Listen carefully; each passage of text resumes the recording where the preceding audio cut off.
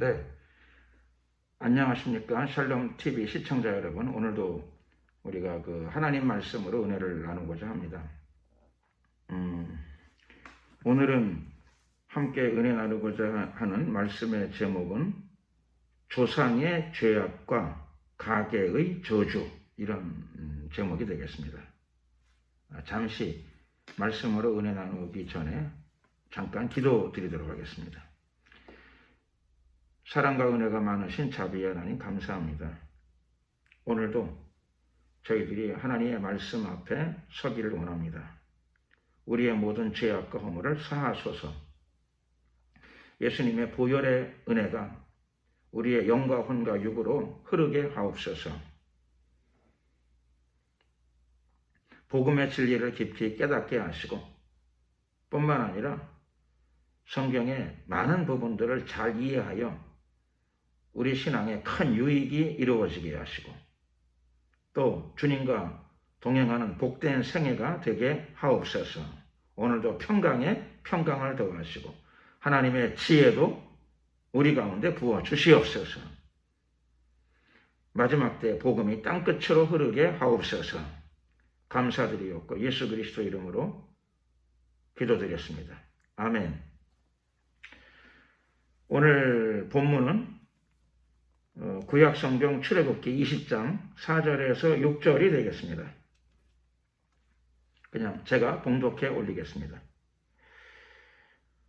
너를 위하여 새긴 우상을 만들지 말고 또 위로 하늘에 있는 것이나 아래로 땅에 있는 것이나 땅 아래 물속에 있는 것에 아무 형상이든지 만들지 말며 그것들에게 절하지 말며 그것들을 섬기지 말라. 나 여호와 너의 하나님은 질투하는 하나님인즉 나를 미워하는 자의 죄를 갚되 아비로부터 아들에게로 3, 4대까지 이르게 하거니와 나를 사랑하고 내 계명을 지키는 자에게는 천대까지 은혜를 베푸느니라.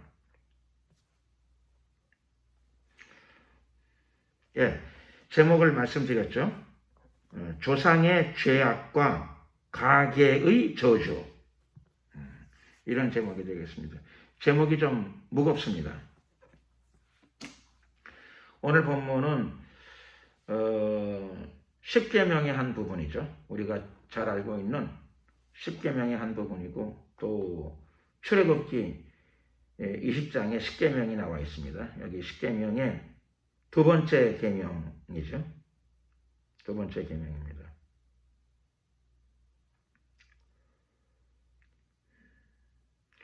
두 번째 계명에 나와 있는 부분 중에서 오늘은 후반부의 내용을 좀 잘 묵상하고 또 이해하기를 원합니다.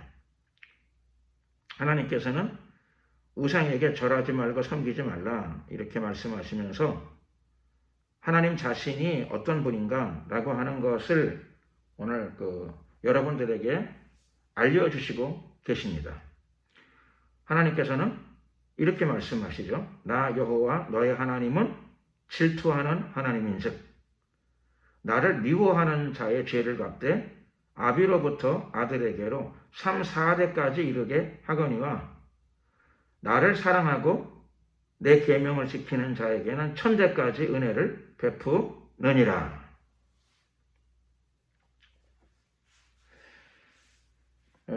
제목을 좀 밝고 명랑한 제목을 정하면 좋은데 오늘은 오늘 말씀으로 은혜 나누고자 하는 내용의 제목이 조금 무겁죠. 좀 어둡고 무겁기도 합니다. 조상의 죄악, 그리고 조상의 죄악과 가계의 저주. 제목이 좀 어둡기도 하고 무겁기도 합니다. 그런데 이런 제목으로도 한번 성경을 들여다봐야 될 필요가 있다고 생각합니다. 또 이런 제목을 가지고 성경으로 들어가서 하나님 말씀을 좀 잘 이해하게 되면 우리가 예수 그리스도의 복음을 조금 더 명확하게 이해하는데 좋은 그런 길이 될 수 있다고 생각합니다. 하나님께서 말씀하시죠. 나를 미워하는 자의 죄를 갚되 아비로부터 아들에게로 3, 4대까지 이르게 하거니와. 그러니 하나님을 미워하고 하나님을 미워하는 사람이 있을까? 예, 예상외로 실제로는 많은 것 같습니다. 하나님을 미워하는 사람. 그래서 하나님께 아예 나오지도 않고 하나님을 아예 싫어하고 또 하나님의 교회에 잘 알지도 못하면서도 등을 돌리고 이렇게 여러 형태로 하나님을 미워하고 또 어떤 사람은 하나님의 말씀을 싫어하는 거죠. 하나님의 입장, 말씀에는 그분의 입장이 나타나니까 그런 입장이 싫다 이러는 거죠. 하나님의 뜻이 싫은 거죠. 하나님이 계신 것까지는 인정을 하겠는데 하나님의 뜻이나 하나님의 입장 중에는 나의 가치관과 나의 인생관과 맞지 않는다. 그래서 그런 걸 싫어한다. 그런 입장을 싫어한다. 이런 경우들이 되겠죠. 뭐 비근한 예를 들자면 동성애 같은 경우가 그런 거죠. 동성애를 하나님께서 죄악이라고 말씀하셨는데 그러나 사람들 중에서는 그게 죄악이 아니다 주장하는 사람이 있죠. 그런 사람은 당연히 하나님과 부딪히게 되는 거죠. 충돌을 하게 됩니다.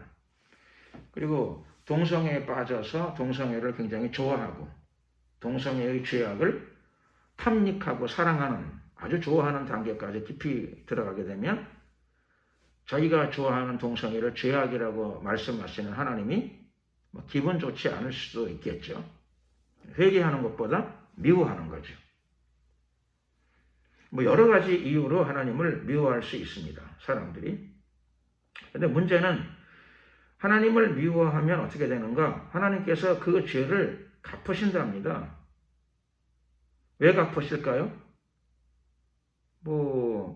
우선은 하나님 자신이 사랑의 하나님이시기도 하시지만 동시에 공의의 하나님이시죠. 그래서 의를 선포하시고 의를 집행하시는 거죠. 또 하나님은 인간이 아니시지만 그러나 하나님은 인간의 창조주가 되시죠. 창조주. 인간을 만드신 분이십니다. 그리고 하나님은 인간의 창조주이시지만 또 동시에 심판주가 되시죠. 심판주. 이거는 영원한 법칙이죠. 영원한 법칙. 피할 수가 없는 거죠. 하나님의 법칙이니까. 그러니까 내가 싫어도 지구에서 태어나서 지구에 살게 되면 지구의 자전 속에 들어가는 거죠. 지구의 자전과 공전 속에 들어있게 됩니다. 나는 지구가 자전하는 게 싫어. 그게 미워. 그래도 할 수 없어요. 하나님이 지구를 24시간에 한 바퀴를 돌려놓게 하셨기 때문에 그냥 그 속에 사는 수밖에 없습니다. 지구의 자전이 24시간마다 지구가 자전하는 것이 밤과 낮이 이렇게 계속 순환되는 것이 좋은 사람은 다행이겠지만 그게 싫은 사람은 불편하겠지만 할 수 없습니다. 하나님이 그렇게 정해놓으신 우주의 법칙이기 때문에 우리가 동의를 하든 동의를 하지 않든 우리가 좋아하든 싫어하든 하나님의 이치가 그냥 그대로 작동하는 거죠. 그래서 그거를 자꾸 지구의 자전, 공전을 싫어하고 미워하게 되면 본인에게만 더 큰 불편과 부담이 남게 되는 거죠. 받아들여야죠. 받아들여야 됩니다. 그래서 싫으나 좋으나 받아들여야 되는 거죠. 내가 싫다고 자전이 멈추어지지 않으니까. 그러니 순응하고 적응해 나가야죠. 즐겁게 아침에 일어나 생활하고 저녁에 또 밤이 찾아온 걸 즐겁게 여기고 편안한 휴식과 또 수면을 누리고 이렇게 살아가는 것이 인간의 삶이죠. 인간의 삶. 자연스럽고 정상적인 인간의 삶. 또 그걸 받아들일 적에 행복이 오는 거죠. 나는 아침이 오는 게 싫고 밤이 오는 것도 싫다. 그러면 인생 전체가 다 참 싫은 인생이 될 것입니다. 그러므로 마음과 생각을 바꿔야죠. 또 하나님을 좋아하든 싫어하든 결국은 하나님의 심판대 앞을 다 서게 됩니다. 모든 사람은 자신을 만드신 창조주의 심판 앞에 다 서게 되는 거니까. 그날은 반드시 오고야 마는 거죠. 오고야 맙니다. 죽는 것을 좋아하는 사람이 뭐 얼마나 있겠습니까? 대부분 살고 싶고 건강하게 살고 싶고 행복하게 살고 싶고 영원히 살고 싶겠죠. 그러나 모든 인간에게는 다 예외 없이 죽음이 찾아옵니다. 죽음이 찾아오는 거죠. 그러니 뭐 죽음을 인정 안 해도 죽음이 오는 거고 인정해도 죽음이 오는 거고 좋아해도 죽음이 오고 좋아하지 않아도 죽음이 옵니다. 그러므로 죽음이 올 때는 또 죽음을 받아들여야 되는 거죠. 받아들여야. 인간에게는 또 수명이 있으니까 죽음을 받아들여야 합니다. 그런 것처럼 심판도 죽음처럼 정해진 겁니다. 내가 뭐 동의를 하거나 동의를 하지 않던 심판의 날이 다가오게 됩니다. 그러므로 하나님의 뜻을 받아들이는 사람이 지혜로운 사람이요. 하나님의 뜻에 순종하는 사람이 바로 행복한 사람입니다. 행복한 사람. 자, 오늘 말씀 보면 하나님께서 나를 미워하는 자의 죄를 갚되 아비로부터 아들에게로 3, 4대까지 이르게 하거니와, 그러니까 미워하면 나뿐만 아니라 나의 후손들까지도 어떤 영향이 간다라고 하는 것을 우리가 알 수 있습니다. 하나님의 원리가 이러니 하나님을 미워하는 마음이 있다면 바꾸셔야죠. 이렇게 바꾸어 나가야 합니다. 나를 위해서 그리고 나의 후손들을 위해서도 바꾸어 나가야 합니다. 오늘 제목이 조상의 죄악과 가계의 저주라고 제가 이렇게 제목을 달아봤는데요. 제가 옛날에 아주 오래전이죠. 어떤 책을 하나 읽었던 기억이 나는데 그 책 제목이 가계에 흐르는 무슨 저주 어쩌고 저쩌고 이렇게 나가는 제목이었습니다. 가계에 흐르는 저주. 그래서 그 가게가 뭐 스토어, 가게, 물건 파는 가게가 아니죠. 가게. 집안의 뭐 계보, 집안의 족보, 집안의 내력 그런 거죠. 그 가게의 저주, 그 가게에 흐르는 저주가 있는가? 조상들이 지은 죄악으로 인하여 가게에는 저주가 흐르고 있는가? 그리고 우리는 또는 우리의 후손들은 그렇죠. 그거를 또 겪게 되는가? 뭐 그런 문제에 대해서 오늘 조금 성경을 통하여 우리가 상고해 보고자 합니다.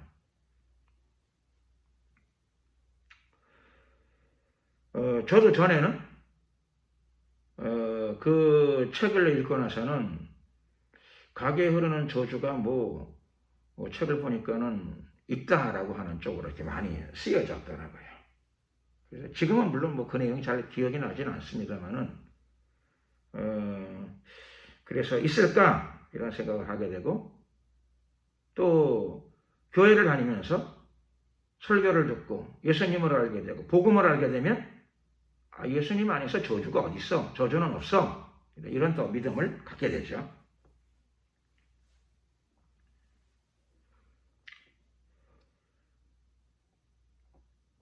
자, 오늘 우리가 이런 문제를 조금 함께 살펴보고자 합니다.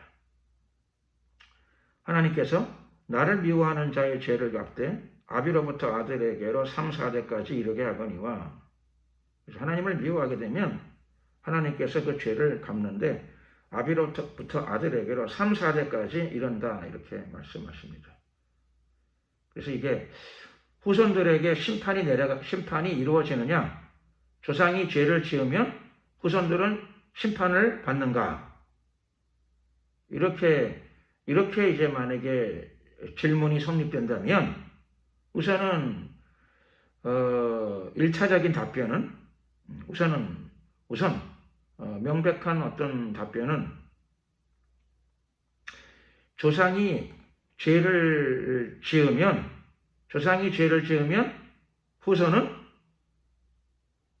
조상의 죄에 대한 심판을 직접 받는 것은 아니다. 이렇게 우리가 이해하는 게 맞습니다. 조상이 죄를 지었으면 그거는 누가 심판을 받아야 되죠? 조상이 죄를 지었으면 조상이 심판을 받아야 되는 거고요. 여러분이 죄를 지으면 당연히 여러분이 심판을 받아야 되는 거겠죠.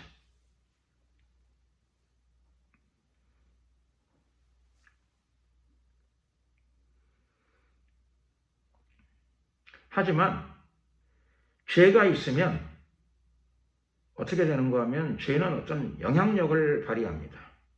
죄는 영향력을 발휘해서 크고 작은 영향력을 후손들에게 끼치게 됩니다. 미치게 됩니다. 자, 계속 우리가 그 성경을 조금 더 보도록 하겠습니다.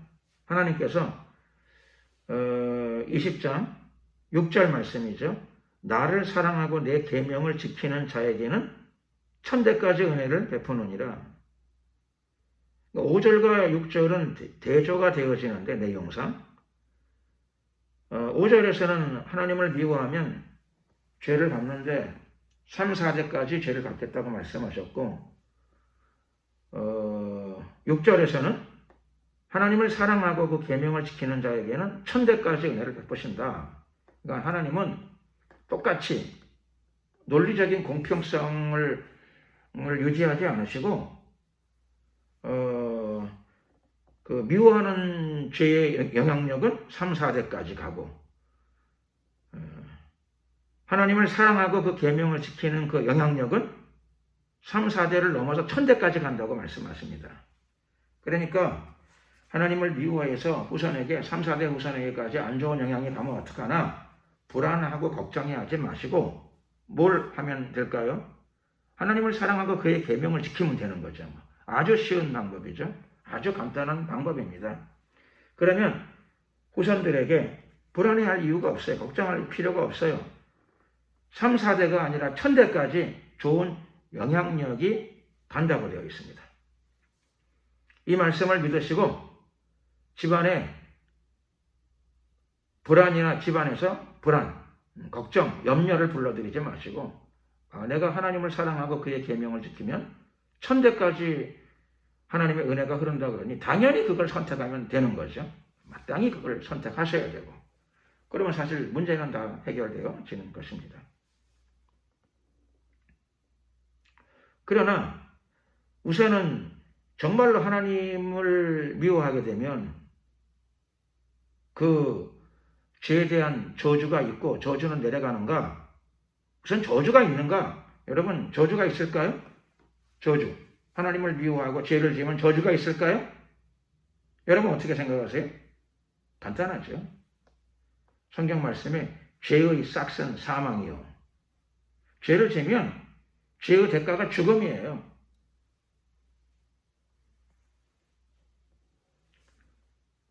그 죄에 대한 하나님의 사함이 없으면 죄에 대한 저주로, 죄에 대한 심판으로 지옥을 피할 수 있는 사람이 아무도 없다는 거죠. 죄의 대가는 사망입니다. 죄의 싹스는 사망이요.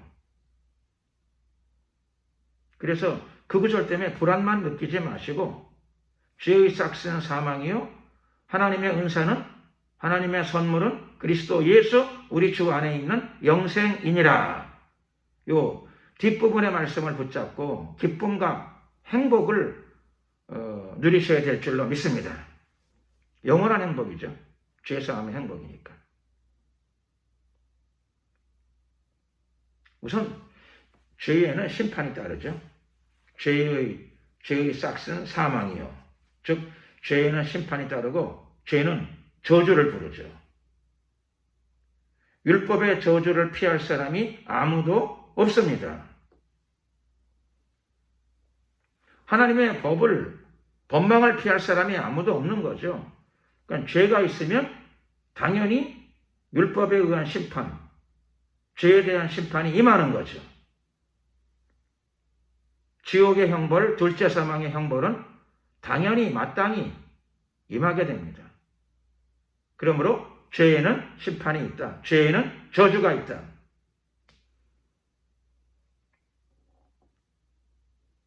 구세주가 없이 메시아 그리스도의 속죄의 은혜가 없이는 그거 없이는 그렇죠. 어떤 원칙이 유지되는 겁니다.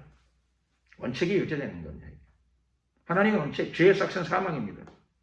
그러므로 하나님을 미워하게 되면 당연히 죄지요.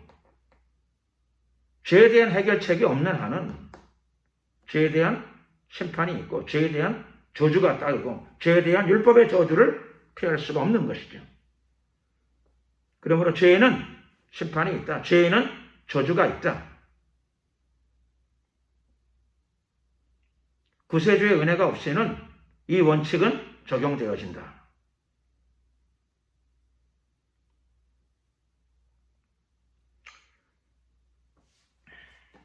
다만 이제 다시 이 문제를 조금 다시 생각하게 되면 그러면 죄에는 심판이 있고 죄에는 저주가 있으면 내가 죄를 지게 되면 나의 후손은 직접 심판을 받는가?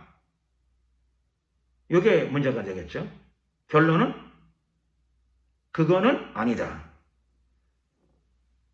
그거는 또 다른 차원의 이야기입니다.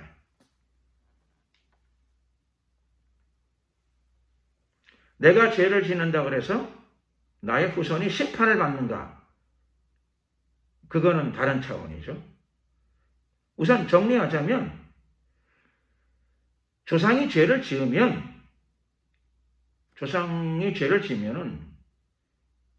구세주의 속죄의 대속의 은혜, 그게 없으면, 대속의 은혜가 없으면, 메시아의 대속의 은혜, 그리스도의 구속의 은총이 없으면 죄의 삭은 사망이요. 또 죄에는 반드시 율법의 심판, 율법의 저주가 따르죠. 그게 공이니까. 공입니다. 의. 자, 다음 단계로 조상이 죄를 지으면 후손들이 심판을 받는가? 우선 좀 결론부터 말씀드리면 조상이 죄를 짓는다. 아비가 죄를 짓는다 그래서 자식이 직접적으로 심판을 받는 것은 아닙니다. 직접 심판을 받지는 않습니다. 그러면 전혀 아무 영향이 안 가는가? 그거는 아니죠. 그래서 조상이 죄를 짓거나 아비가 죄를 짓는다 그래서 자식이 그것으로 인하여 직접 심판을 받는 경우는 아닙니다. 없습니다. 하지만 영향을 받죠. 일부. 어떤 경우에는 심각한 영향을 받을 수도 있죠. 예를 들면은 뭐가 있을까요? 아버지가 아들이 나이가 어린데 아버지가 이 국가나 사회 속에서 큰 죄를 지어서 형무소를 갔어요. 형무소를 가게 되는데 형무소에서 그렇죠? 종신형 이런 거를 만약 당했다고 우리가 생각해 보시죠. 아버지가 아이가 어린데 종신형 선고를 받았어요. 물론 그 아버지는 아버지의 죄로 인하여 종신형 선고를 받은 거죠. 그래서 자식이 감옥 가지는 않아요. 그렇죠? 자식이 직접 그것으로 인하여 심판을 당하지는 않습니다. 그런데 아버지가 자신의 죄로 인하여 심판을 받게 되면 종신형 그 선고를 받아서 형무소에서 종신토로 있으면 그 영향력은 상당하죠. 어린 시절부터 그 아이는 아버지의 돌봄이 없이 성장하게 되죠. 아버지가 그렇죠. 자신의 양육자가 제대로 역할을 못하는 거고 또 정신적인 도움도 경제적인 도움도 또 아버지의 사랑도 제대로 받지를 못하면서 성장하게 될 것입니다.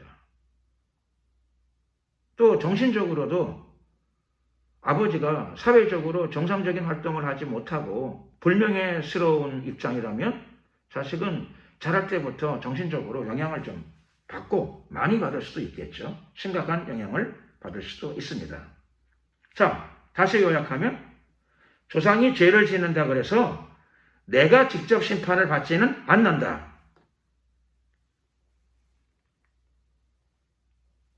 이게 결론이죠. 하지만 한쪽 측면이 또 있는 거죠. 하지만 조상이 죄를 지으면, 아비가 죄를 지으면 자녀들은, 후손들은 영향을 받는다. 죄의 영향을 받게 된다. 죄의 영향 속에 영향을 받게 된다. 이런 것이죠. 그래서 그 영향이 그렇죠. 미지는 적은 경우도 있고 어떤 경우에는 그 영향이 상당히 심각한 경우도 있게 됩니다. 자, 우선은 이 내용을 조금 더 살피기 위해서 제가 성경 한 구절을 더 보도록 하겠습니다. 제가 그냥 일방적으로 읽도록 하겠습니다. 읽는 부분은 구약 성경 에스겔서의 말씀입니다. 에스겔서의 18장 1절에서부터 4절까지 제가 한번 읽도록 하겠습니다. 여호와의 말씀이 또 내게 임하여 가라사대 너희가 이스라엘 땅에 대한 속담에 이르기를 아비가 신 포도를 먹었으므로 아들의 이가 시다고 하면 어째미뇨 나 주 여호와가 말하노라 내가 나의 삶을 두고 맹세하노니 너희가 이스라엘 가운데에서 다시는 이 속담을 쓰지 못하게 되리라. 모든 영혼이 다 내게 속한지라. 아비의 영혼이 내게 속함같이 아들의 영혼도 내게 속하였나니 범죄하는 그 영혼이 죽으리라.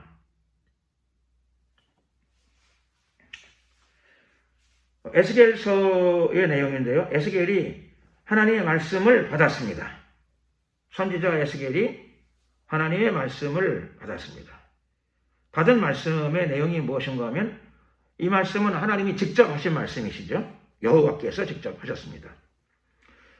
내용은 이런 거죠. 하나님께서 말씀하시기를 너희가 이스라엘 땅에 대한 속담에 이르기를 즉 이스라엘 사람들이 어떤 속담들이 많았겠죠. 우리도 뭐 속담들이 많은데 이스라엘도 어느 민족이나 되게 속담이 좀 많죠. 속담. 그 당시에 그 이스라엘의 고대 이스라엘의 속담 중에 하나가 아비가 신 포도를 먹었으므로 아들의 이가 시다. 이런 속담이 있었답니다. 이런 속담. 아비가 신 포도를 먹었기 때문에 아들이 이가 시구나. 이런 속담이 있었다는 거죠. 근데 하나님께서 지금 이 속담, 너희들이 이런 속담을 쓰는구나. 근데 어떻게 그런 속담을 쓰느냐? 이렇게 말씀하시는 거예요. 그 속담은 영적으로 볼 적에 옳지 않다라고 말씀하시는 겁니다. 아비가 신 포도를 먹었으면 아들은 이가 쉬나요? 안 쉬나요? 안 쉬어야죠. 안 쉬어야죠. 예. 감각적으로 그렇죠. 누가 신포도를 먹으면 괜히 싫텐데 그래가지고 심리적으로 조금 느낄 수는 있겠죠. 심리적으로. 많이 싫을 건데. 근데 심리적인 거 말고 진짜 저쪽 방에 계신 아버지가 신포도를 먹는데 이쪽 방에 있는 아들이 아이고 쉬어라. 그런 속담이 어디 있냐. 그 속담은 옳지 않다. 지금 하나님께서 그렇게 말씀하시는 겁니다. 그래서 하나님께서 이렇게 말씀하십니다. 내가 나의 삶을 두고 맹세하노니 너희가 이스라엘 가운데에서 다시는 이 속담을 쓰지 못하게 되리라.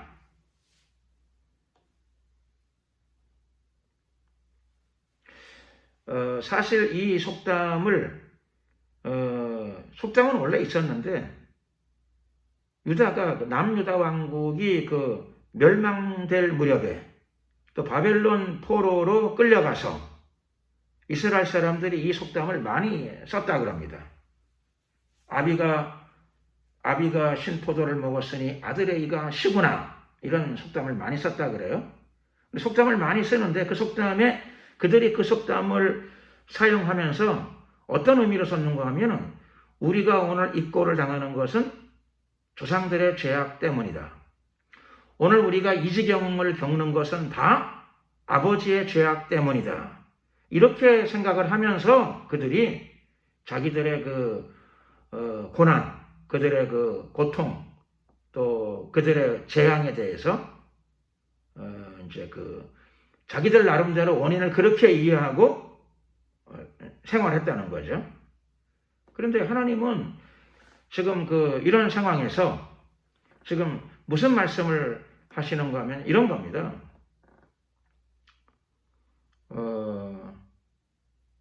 바벨론 포로로 끌려간 사람들이 자기들의 고난과 재앙에 대해서 그 원인과 책임을 남에게 돌리지 말아라.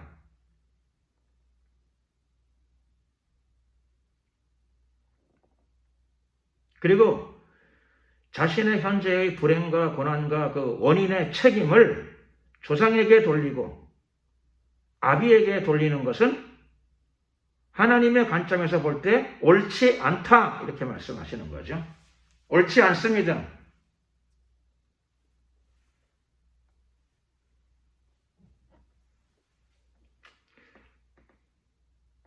왜 옳지 않을까요? 물론 아까 저는 조상이 죄를 짓고 잘못된 길로 가게 되면은 후손들에게 영향이 남는다, 영향을 미친다라고 말씀을 드린 바가 있어요. 영향은 미쳐지지요. 그런 부분이 있어요. 그런데 영향은 갈지언정 심판은 받지 않습니다. 왜 심판을 받지 않을까요? 조상이 죄를 지었다고 해서 후손이 심판을 안 받습니다. 아비가 죄를 지었다고 해서 자식이 심판을 받지 않습니다. 믿으시기를 예수 그리스도의 이름으로 축원합니다. 왜 그럴까요?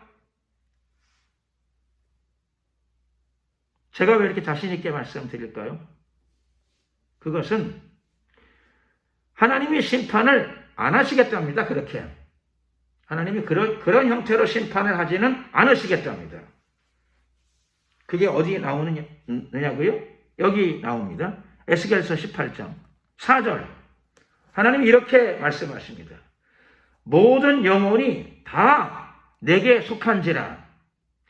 아비의 영혼이 내게 속함같이 아들의 영혼도 내게 속하였나니.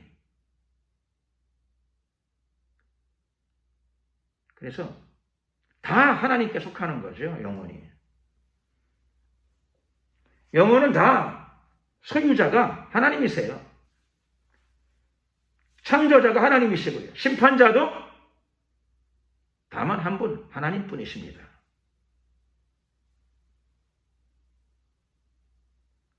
우리의 심판을 누가 한다고요? 하나님만이 하시는 거예요. 그분만이 홀로 심판자이십니다.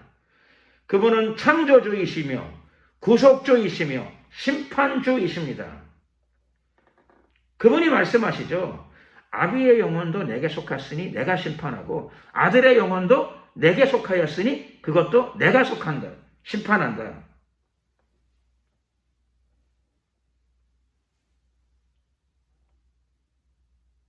그리고 하나님께서는 심판하실 적에 하나님의 원칙이 아비의 죄 때문에 내가 자식을 심판하지는 않겠다. 반대로 성립하는 거죠. 아들의 죄악 때문에 아비를 심판하지는 않겠다. 이렇게 말씀하십니다. 믿으시기를 예수 그리스도의 이름으로 축원합니다. 하나님은 어떻게 말씀하시나요? 오늘 에스겔 18장 4절 맨 끝에 심판은 어떻게 이루어지는가 하면 이렇게 이루어집니다. 하나님이 말씀하시기를 범죄하는 그 영혼이 죽으리라. 즉 죄를 짓는 그 사람에게 심판이 가는 것이지. 아비가 죄를 지었으면 아비가 심판을 받는 거고 아들이 죄를 지었으면 아들이 심판을 받는 겁니다. 이게 누구의 입장이라고요? 심판주의 입장입니다. 심판하시는 하나님이 이런 원리로 심판을 집행하신답니다. 내가 보기에는 안 그런 것 같은데요? 이렇게 생각되시는 분이 계시나요? 예. 있을 수 있죠. 있을 수 있어요. 하나님이 그렇게 심판하신다고요? 하나님이 아비가 죄를 지으면 아비가 심판받는 거고 아들이 죄를 지으면 아들이 심판받는다. 아니 내가 볼 때는 그런 것 같지 않은데요? 이렇게 말씀하시는 분들이 계시겠죠? 계실 거예요. 일부 그렇게 말씀하시는 분들이 계실 것 같아요. 저도 어떨 때는 부분적으로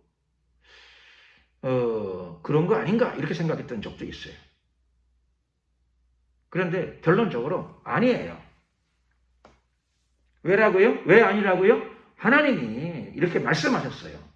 기록된 말씀이에요. 다만 하나님의 뜻대로 이렇게 되는 것 같지는 않은 것 같은데 이런 이제 그렇죠. 의구심이 드시는 분들이 계시고 저도 한때 그런 의구심이 있었고요. 그리고 여러분뿐만 아니라 놀랍게도 유대인들도 많은 사람들이 이렇게 생각했답니다.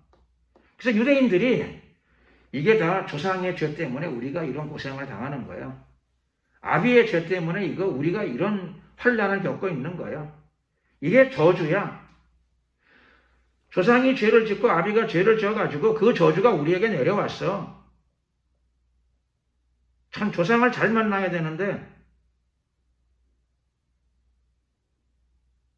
그러면서 그들이 유대인들이 심지어는 바벨론의 포로로 끌려가서도 그들은 종종 말하기를 우리가 이꼴당하는 것은 다 조상 때문이야. 조상의 죄악 때문이야. 아버지가 죄를 많이 져가지고 우리가 이꼴된 거야. 내가 이 모양이야. 이렇게 얘기했다는 겁니다. 그리고 또 그 주장을 속담을 빌려서 이야기했다는 거죠. 아비가 신 포도를 먹어서 내 이빨이 신 거야. 이렇게 이야기했다는 겁니다.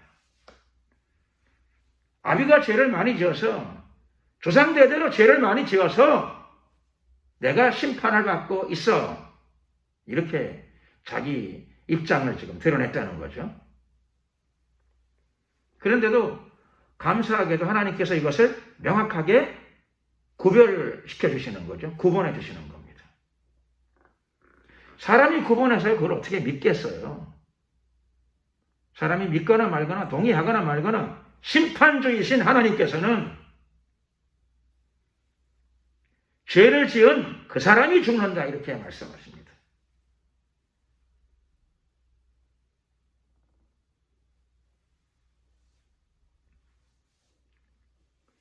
우리 한국 속담에도 있죠. 잘못되면 누구 탓이라고요? 조상 탓. 애비 탓, 조상 탓이죠. 잘 되면요?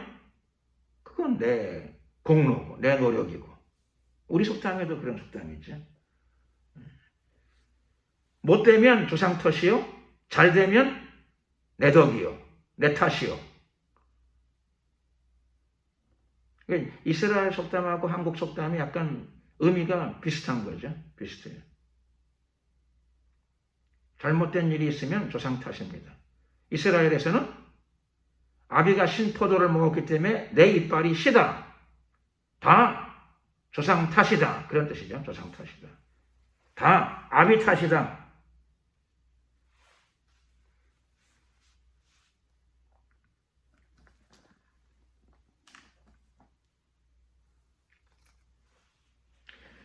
자, 이제 내용을 조금 정리를 하도록 하겠습니다. 출애굽기 20장 5절에서 4절 5절이죠. 거기 내용에 보면 하나님께서는 하나님을 미워하는 자, 뭐 예를 들면 우상 숭배와 같은 죄를 짓고 하나님을 미워하게 되면 하나님을 등지고 죄악의 길로 가고 뭐 대표적으로 우상숭배를 포함한 이런 죄악에 빠지게 되면 그 사람의 죄지요. 그 사람이 죄로 인한 저주를 받게 되고 심판을 받게 됩니다. 그의 죄악입니다. 그가 심판을 받게 되고 직접적으로 후손이 심판받는 건 없습니다. 아비는 그래도 자식은 회개하고 예수님의 은혜로 죄사함을 얻고 건실하게 살아가면 전혀 다른 삶의 차원이 열려지게 될 것입니다. 영생의 차원이 열려지게 되고 응답의 차원, 축복의 차원이 열려지게 될 것입니다. 하나님의 사랑이 그에게 머물게 될 것입니다.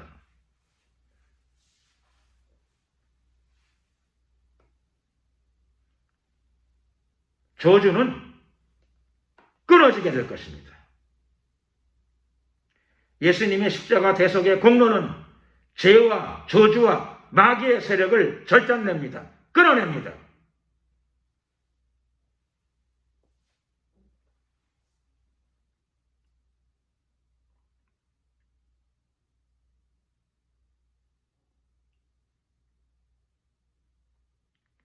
그러므로 예수님의 은혜로 구원받고 죄사함 받고 거듭났으면 성령의 충만함을 받아서 집안의 영향력, 좋지 않은 영향력을 걷어내고 가정을 변화시키는 것이 이 시대의 그리스도인의 역할이고 사명인 줄로 믿습니다.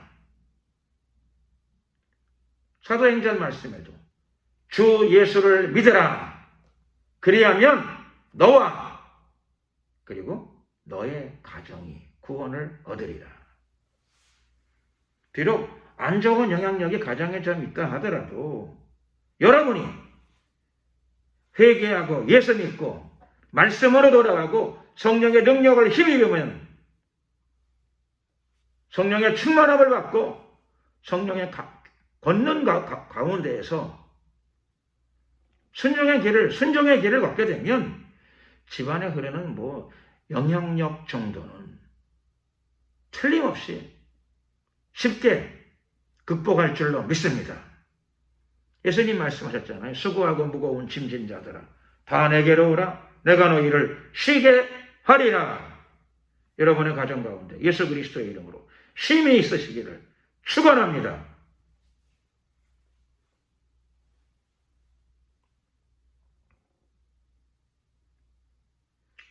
반대로 하나님을 사랑하고 그의 계명을 지키는 자. 예수는 믿었는데 계명을 지키지 않으면 애매하죠. 애매해요. 십자가의 대속의 공로는 믿는데 하나님의 계명을 범하게 되면 생활 가운데에서 그러면 하나님이 그의 영혼을 사랑하시기 때문에 예수님을 믿고 십자가의 대속의 공로를 믿으니 하나님이 그의 영혼을 사랑하시죠. 그래서 나타나는 현상이 징계가 오죠. 사생자가 아니니까.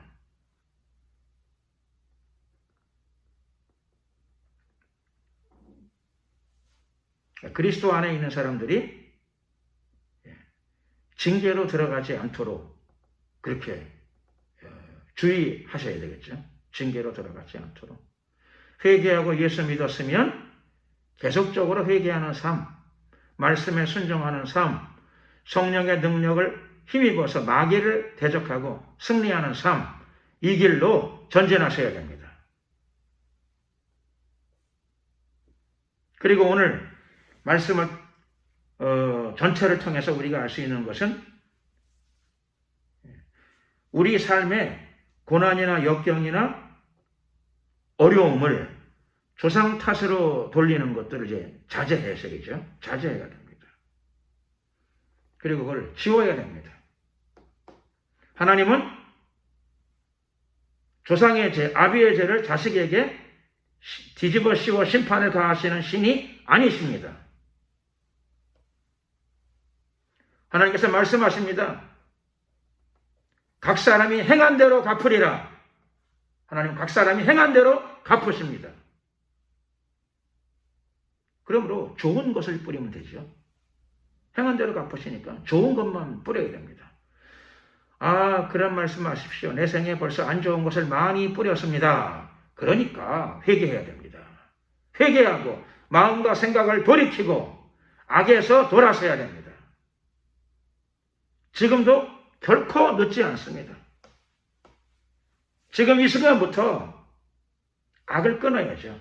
예수는 믿었는데 하나님의 말씀에 순종이 안 돼요. 계명을 자꾸 벗어나니까 징계가 자꾸 들어오죠. 사랑의 채찍이 자꾸 들어오고.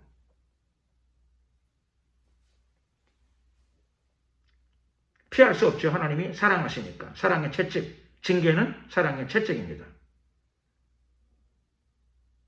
물론 안 맞으면 훌륭한 거죠. 더 좋은 거죠. 순종하면 징계가 오지 않죠. 그러므로 회개하고 예수 믿었으면 불순종, 하나님 말씀을 불순종하는 것들을 끊어내야 됩니다. 단호하게.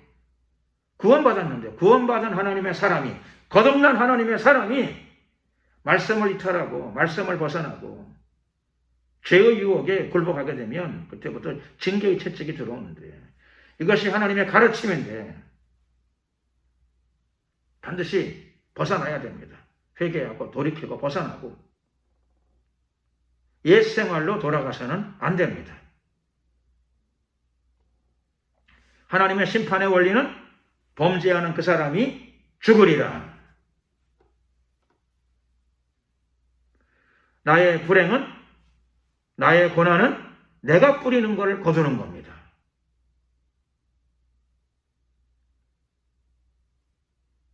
내가 겪는 것은 내가 뿌리는 것을 거두는 거죠. 특별히 그리스도인은 내가 뿌리는 것을 거둔다라고 하는 말씀을 잘 간직하고 실제로 긍정적으로 성취해 나가야 됩니다. 나쁜 것을 절대 뿌리지 말아야 되겠고요. 좋은 것만 뿌려야 되겠고.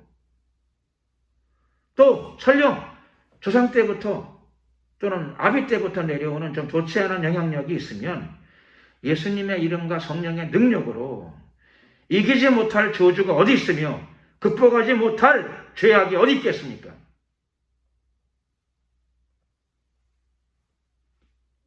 예수 그리스도의 이름과 성령의 권능으로 마귀를 대적하면 모든 마귀의 권세들이 꺾여지게 됩니다.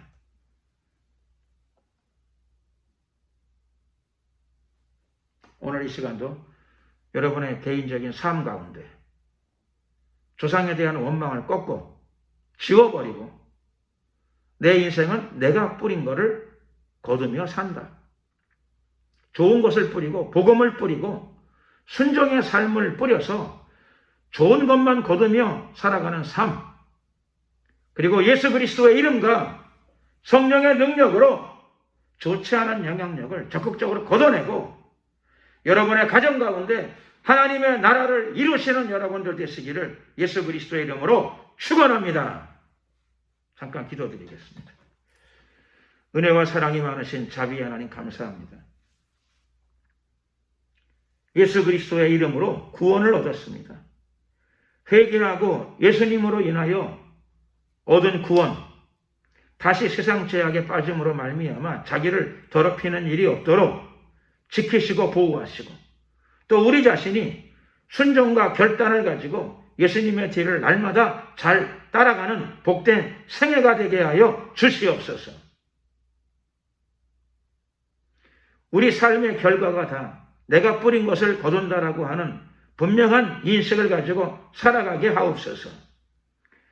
죄악된 것을 뿌리는 일이 없게 하시고 좋은 것만 뿌리고 좋은 것만 거두는, 그리고 궁극적으로 예수 그리스도의 이름으로 하나님의 나라를 이 땅에 성취시켜 나가는 삶이 되게 하옵소서. 성도들의 삶 가운데 아직도 남아있는 조상과 조상들의 죄악된 영향력이 있다면 내가 나사렛 예수 그리스도의 이름으로 명하노니 다 제거를 받으라, 제거를 받으라, 떠나갈지어다. 주님 축복하소서, 역사하소서. 심은 대로 거두는 하나님의 진리 앞에서 우리 삶의 아름다움과 풍성한 결과만이 나타날 줄로 믿습니다. 능력과 힘을 더하여 주시옵소서. 감사드리옵고 예수 그리스도의 이름으로 축복하며 기도드렸습니다. 아멘.